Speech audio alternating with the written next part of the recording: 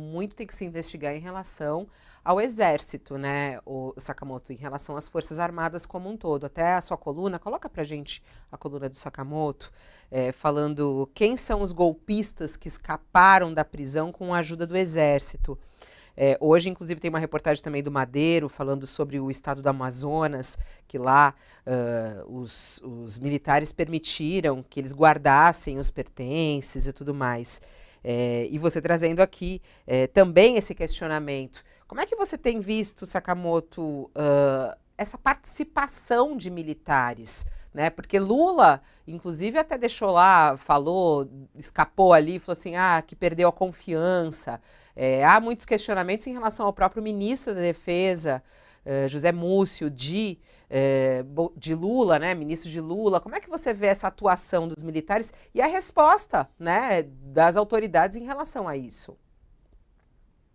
Bem, Fabíola, antes de mais nada, é claro que a gente precisa fazer aquela ponderação, eu faço até no texto, de que é óbvio que se a gente está aqui hoje, não houve um golpe militar, não houve um golpe, a tentativa de golpe de Bolsonaro, que estava até minutada, né? Acharam a minuta no armário de Anderson Torres, né? Ex-ministro da Justiça, inclusive dando um protagonismo para as Forças Armadas nesse processo. Se não houve golpe, é porque uma maioria, né, da cúpula militar não embarcou nessa jornada golpista, né? Mas que existe golpismo dentro das fileiras das Forças Armadas, não tenha dúvida nenhuma, pessoas insatisfeitas com a mudança democrática em 85, pessoas que querem manter seus privilégios, né? Até porque o que aconteceu durante o governo Jair Bolsonaro foi isso.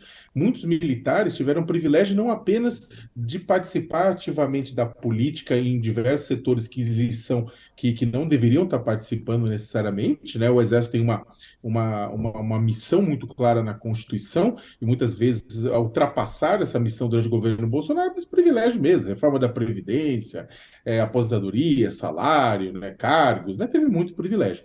Então, o que acontece? Tem muita gente lá dentro das fileiras das Forças Armadas que adoraria, né, que um golpe fosse dado.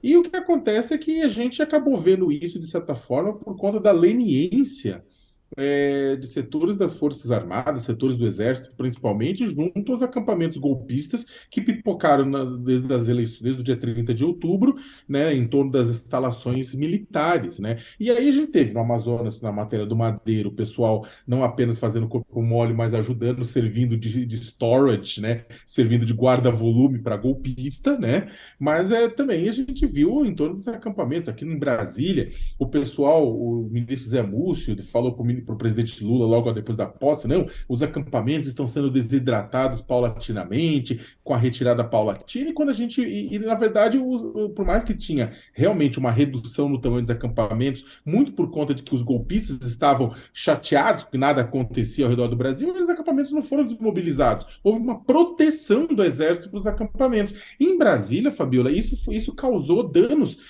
que são inimagináveis. Vamos lembrar, no dia 12 de dezembro, no dia da diplomação do Lula, o acampamento serviu de base para um ataque à sede da Polícia Federal para queimar carro, para queimar ônibus. No dia 24 de janeiro, o acampamento serviu também de base para que terroristas plantassem uma bomba num caminhão de combustível a caminho do aeroporto de Brasília para explodir o aeroporto de Brasília. E aí, depois do dia 8 de janeiro, o acampamento serviu de cabeça de ponte, recebendo gente de todo o Brasil, juntando lá e indo invadir a sede do Congresso, do Palácio do Planalto, do STF.